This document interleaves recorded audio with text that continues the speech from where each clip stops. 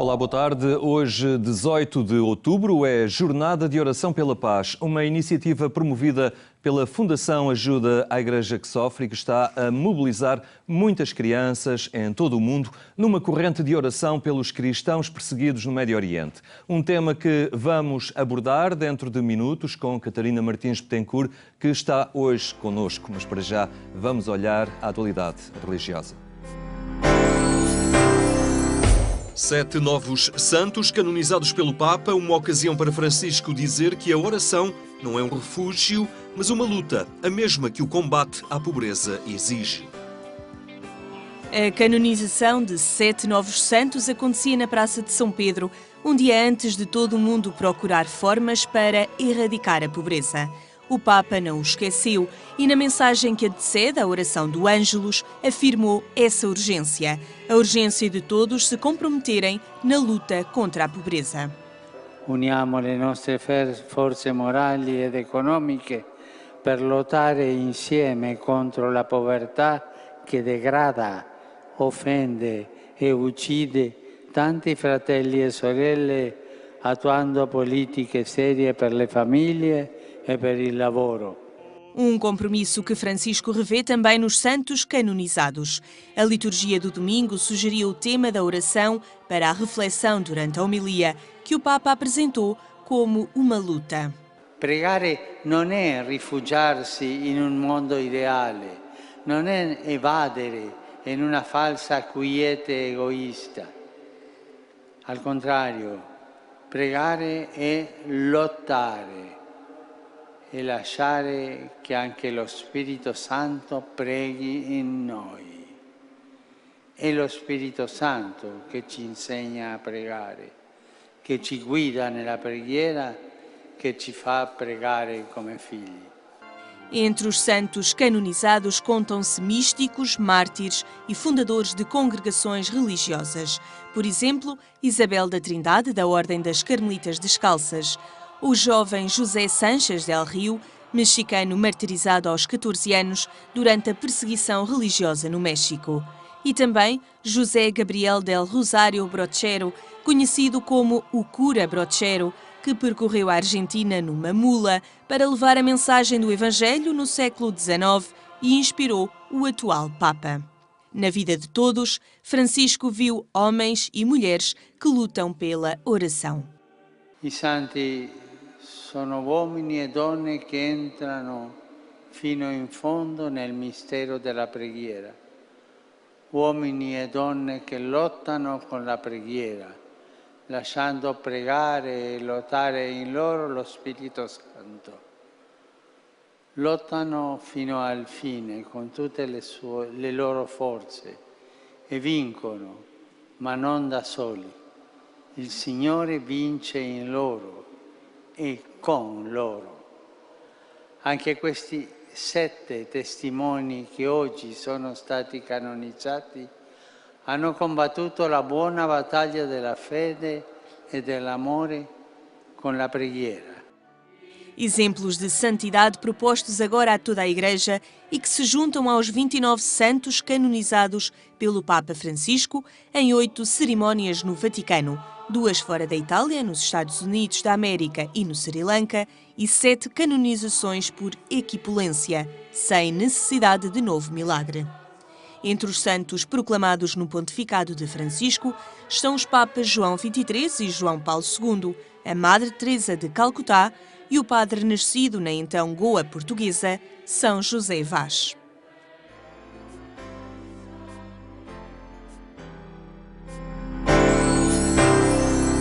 Tem 80 anos, mas é uma jovem. A Rádio Renascença chega desde segunda-feira aos ouvintes, renovada por uma nova grelha de programas.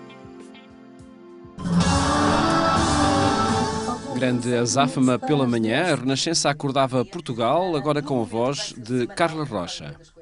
Foi um início desafiante, é um programa muito dinâmico, é um programa com muitos conteúdos, com assuntos muito interessantes, onde não se para. E o meu desafio, tentar, é uma orquestra, eu sinto, e ontem ao adormecer estava a pensar nisso, é uma orquestra, há muita gente, cada pessoa com a sua função muito bem definida, mas coordenar e ter a certeza que no final sai uma melodia não é? Que as pessoas gostem de ouvir essa melodia. É um desafio permanente desde o primeiro segundo até o último, que foi agora. Desmaiam nos comboios, a assistência obriga a longos atrasos. Este é um espaço que aposta na informação e que traz os jornalistas para estúdio, mesmo que a hora não seja de noticiário. A Renascença assume a sua identidade cristã, a rádio católica enquadra-se numa visão cristã da realidade e a sua relação com a audiência assume esta condição. A emissora católica portuguesa, por ser isso mesmo, tem prejuízos que lhe advêm dessa circunstância, mas são prejuízos que não nos colocam, não nos metem medo, nem nos menorizam perante aquilo que são os outros grupos de mídia que existem no nosso país. E por isso não estamos proibidos de fazer nada, mas tudo o que fizermos tem que ser uma leitura crente da realidade. Dimensão religiosa que está presente em todo o agir da empresa e nas linhas editoriais dos diversos programas. Mas há novidades. Ao meio-dia de segunda-feira, uma figura da Igreja fala sobre alguns temas da atualidade. Vamos ter, por exemplo, o Dom Jorge Ortiga a falar da erradicação da pobreza. É um espaço à segunda-feira em que vamos olhar para temas mais ligados à Igreja, mas de uma forma direta, que diga alguma coisa às pessoas. Aos domingos, pela manhã, Óscar Daniel entrevista e traz testemunhos de vida na perspectiva religiosa. À noite, a jornalista Aura Miguel fala da atualidade da Igreja com alguns convidados. A Rádio Renascença foi fundada em 1936 por Monsenhor Lopes da Cruz. É propriedade do Patriarcado de Lisboa e da Conferência Episcopal Portuguesa.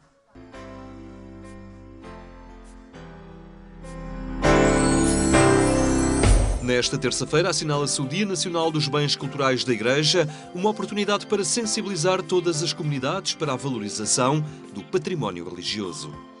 Aquilo que pretendemos é que esta semana particularmente, e este dia 18 de outubro, seja um dia onde todas estas iniciativas se assinalam de uma forma bastante mais evidente. Olhar para os bens culturais da Igreja, sensibilizar as comunidades para a sua salvaguarda, para a sua divulgação, para a sua partilha, que é fundamental, no sentido de atingir um objetivo muito concreto, que é o de dar a conhecer, sobretudo, um património vivo, um património que pode ter já séculos de existência e ter sido produzido nas mais variadas épocas, mas que ainda hoje continua e deve continuar a cumprir a sua missão ao serviço da Igreja, precisamente. Francisco virá a Fátima em maio, mas o Papa esteve muito presente na peregrinação de outubro, que foi presidida pelo seu secretário de Estado.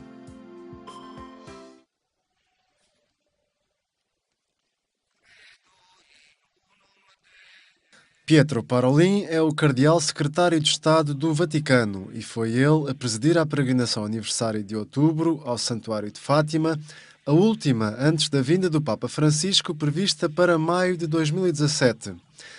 Na abertura da peregrinação, o cardeal italiano afirmou que o mundo vive segundo a lei do mais forte e deixa-se tragicamente encantar pela mentira.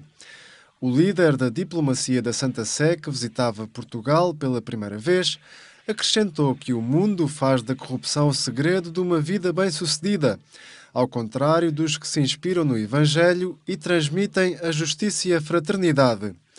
Palavras dirigidas aos peregrinos que voltaram a caminhar para Fátima, lugar central na sua caminhada de fé. Dá-me a paz. A gente, quando chega aqui, sente a paz. Sente o alívio de tudo, todas as dores, todos os tormentos, todo o sofrimento que a gente passa na vida. A gente chega aqui é um alívio ao nosso coração. Quando se perde um filho é a coisa mais horrível do mundo. E ela deu muita coragem para suportar a doença da minha filha, a doença do meu marido, do meu falecido marido, que já nos foram os dois, e tem-me dado muita força para lutar. No final da Eucaristia, o bispo de Leiria Fátima abençoou uma imagem de Nossa Senhora de Fátima que foi enviada à Diocese Mártir de Alepo, na Síria, uma oferta do santuário ao arcebispo maronita desta cidade. Mas esta peregrinação já era vivida na expectativa da vinda do Papa em maio, uma presença cujos contornos ainda não estão definidos. Para Pietro Parolin, a única certeza é a presença do Papa no dia 13 de maio.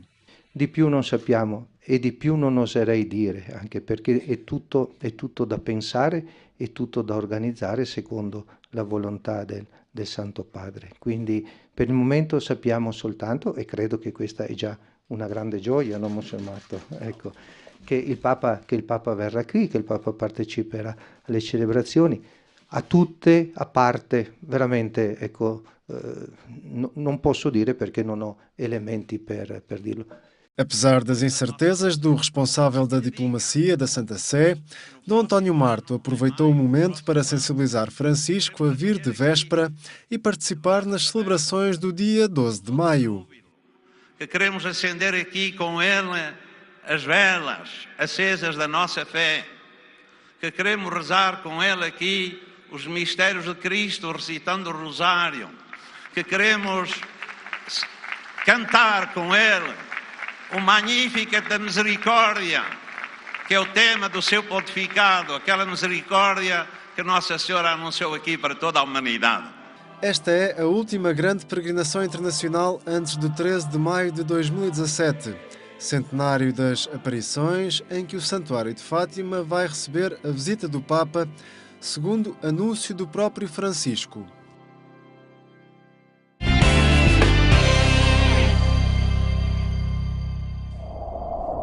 Agência.eclésia.pt é este o endereço onde encontra estes e outros temas em atualização permanente. Não se esqueçam de nós, é o apelo lancinante que nos chega dos cristãos perseguidos na Síria e no Iraque. É para eles a Jornada de Oração pela Paz, promovida pela Fundação Ajuda à Igreja que Sofre. Boa tarde, Catarina Martins. Esta jornada de oração está a envolver particularmente as crianças. É dirigida, muito direcionada às novas gerações, aos mais pequeninos. É importante que também eles sintam e conheçam que há muitas outras crianças em muitas partes do mundo que são perseguidas, que são maltratadas por situações de violência, de guerra, mas também pela fé e por aquilo em que acreditam, não é? Sim, é importantíssimo trabalhar, falar com estas crianças, com as nossas crianças, para que eles saibam o que é que se passa no mundo.